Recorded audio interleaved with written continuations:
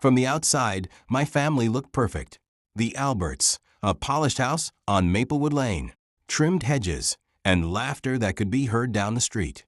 Please stay with me as I tell you my story. Don't forget to like, share, and subscribe to our channel, for your support means the world to us. Back to my story. People would smile at us and say, "You're such a lucky family."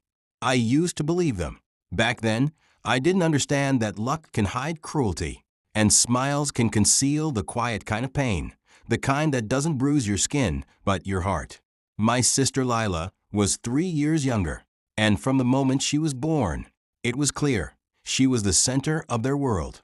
She had a sparkle in her eyes, a charm that made people lean closer. Everyone adored her. Neighbors, teachers, relatives. Even strangers at the grocery store seemed to light up when she laughed. And me? I was the background noise, the quiet one, the one who did everything right and still never seemed to shine enough.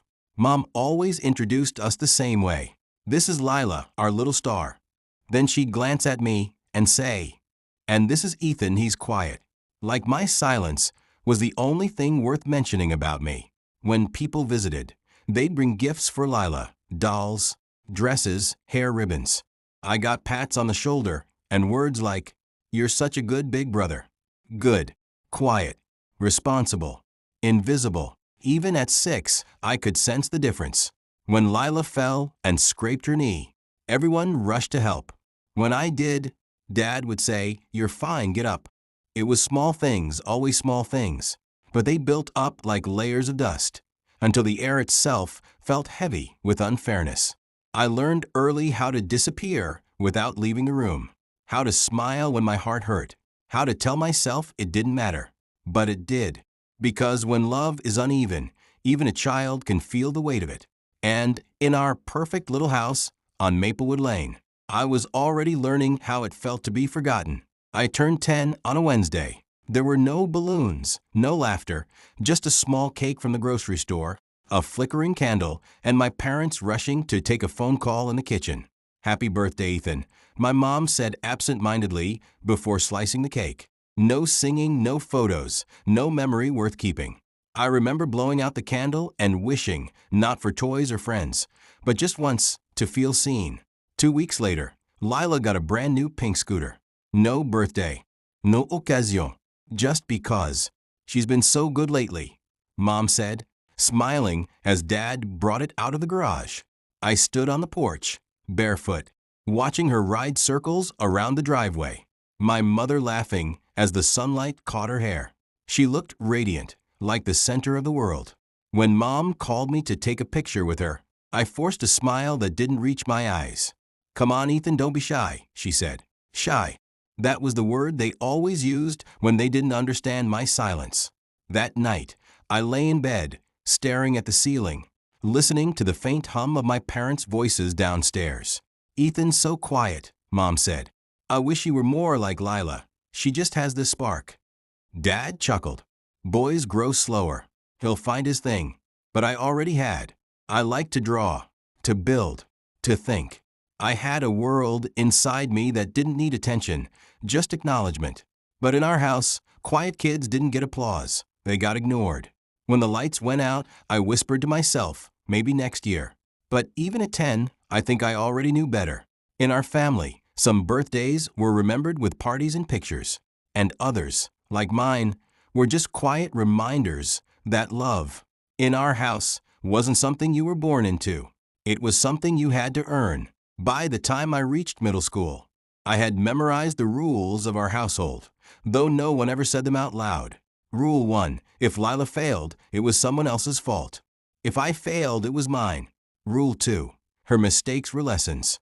Mine were disappointments. Rule 3, love was never free. You had to earn it, over and over again. I lived by those rules without even realizing it. When Lila came home with a C on her report card, my parents wrapped their arms around her. "You'll do better next time, sweetie," Mom would say. When I came home with an A, Dad nodded without looking up from his newspaper. "That's what we expect from you." It didn't matter how hard I worked. My achievements were just duties, and her failures were forgiven stories. I remember one night at dinner, Mom was bragging about Lila's dance recital. "She's got such confidence," she said proudly. Then she looked at me. "Ethan, you should be more like your sister. Try putting yourself out there." I laughed quietly. Maybe I'm just not like her. Dad frowned. "That attitude will get you nowhere." Silence hung over the table, thick and familiar. I learned to eat quickly, to avoid eye contact, to become small enough not to be criticized, but visible enough not to be accused of sulking. At school, teachers called me polite and well-mannered. I got awards for behavior and punctuality. No one knew I was just trained to never cause trouble.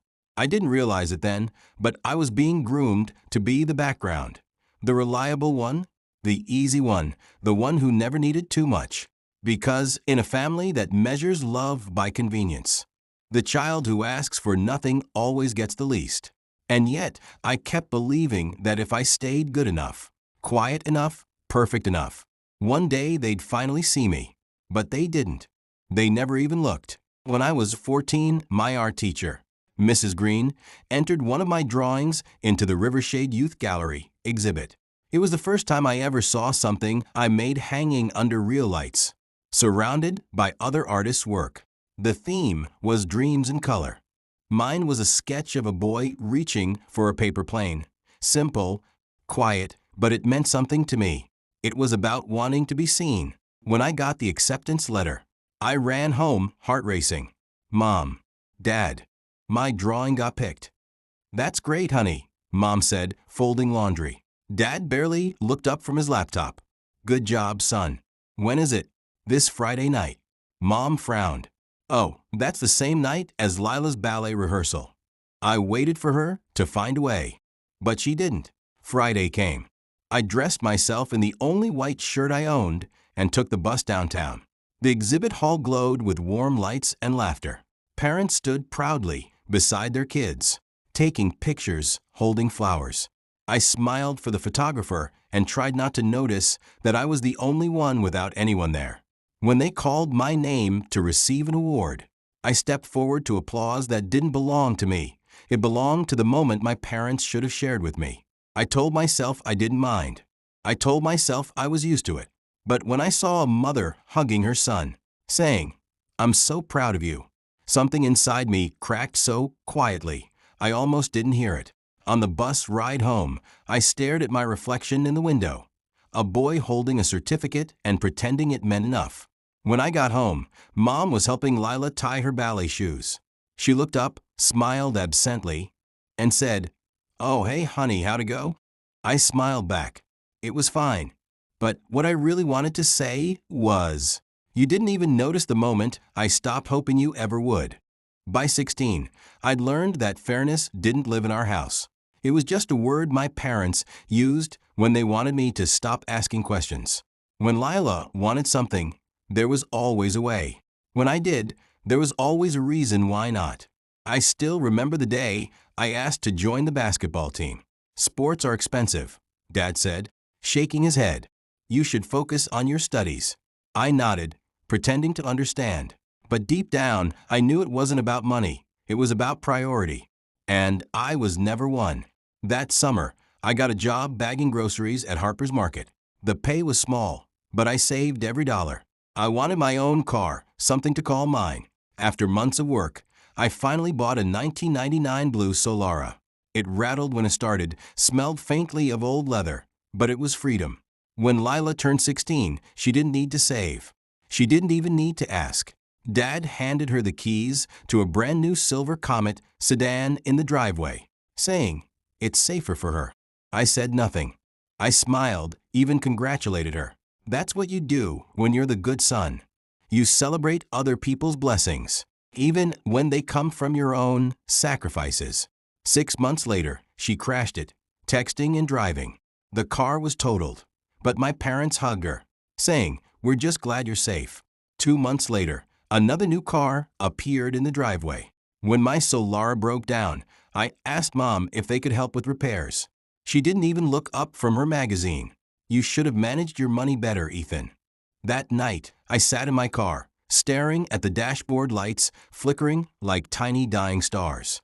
It hit me then. They didn't see me as their son. I was just the proof that responsibility doesn't guarantee love.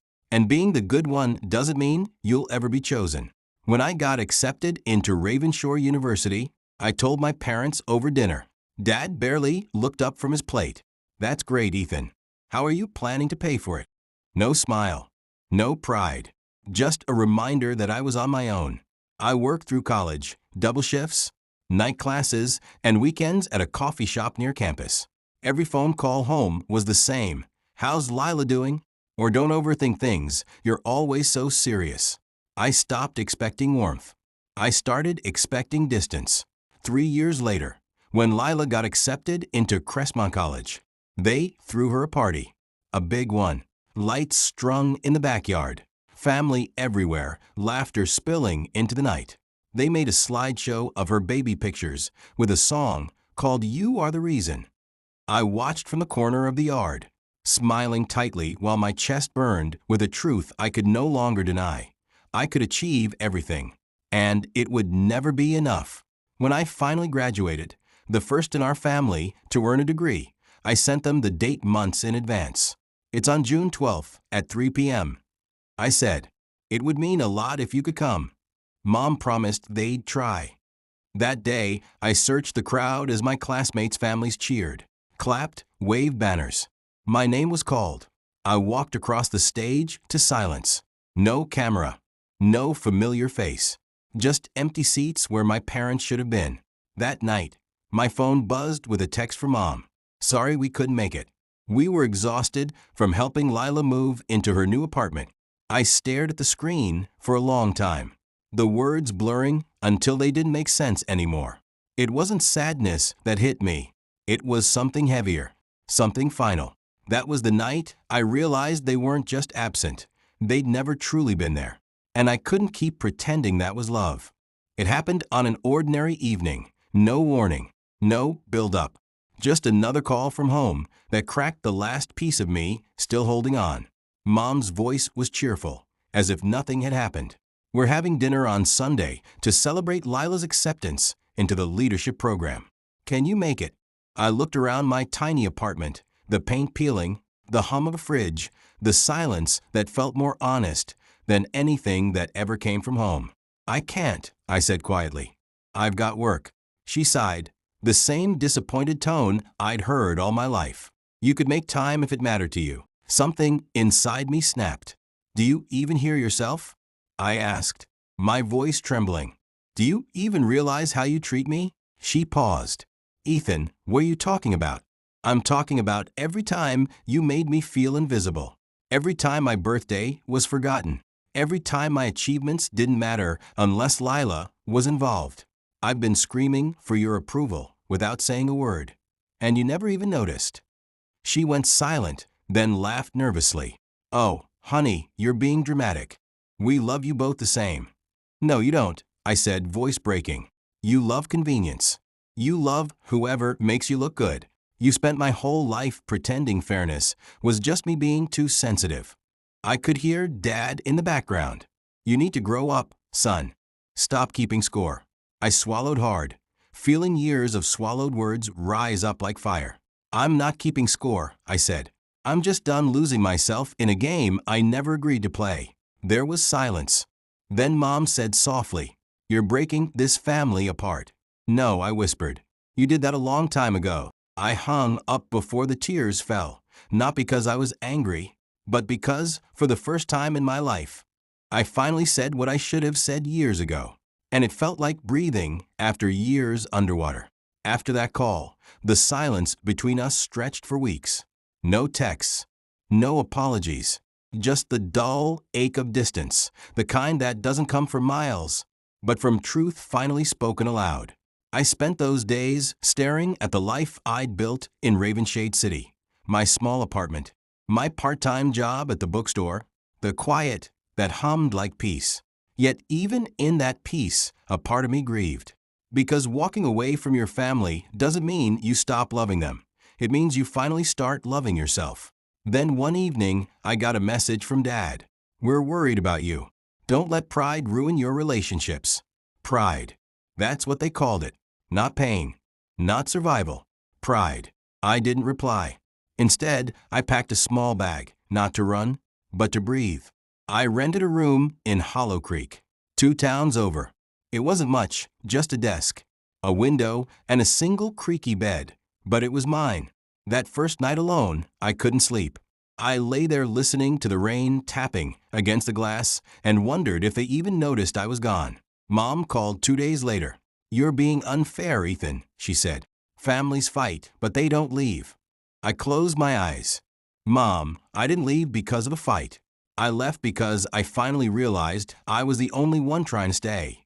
There was a long pause, and then a soft sniffle. Maybe guilt. Maybe just surprise. "I don't know what you want from us," she whispered. "The same thing every child wants." I said, "To be loved the same way their sibling is." And then, for the first time, I hung up without guilt. I sat by the window afterward, watching lightning split the clouds, and whispered to myself, "This is what freedom sounds like." A week passed before my phone lit up with a name I hadn't seen in months, Lila. For a second, I almost didn't answer. I'd spent years standing in her shadow, telling myself she was the reason I was forgotten. But as her name blinked on my screen, I realized she was as much a product of them as I was. I swiped open her message. "Hey, Ethan. Mom and Dad are freaking out about you leaving. They keep saying you're being dramatic. But honestly, I get it." I read it twice, then a third time. I get it.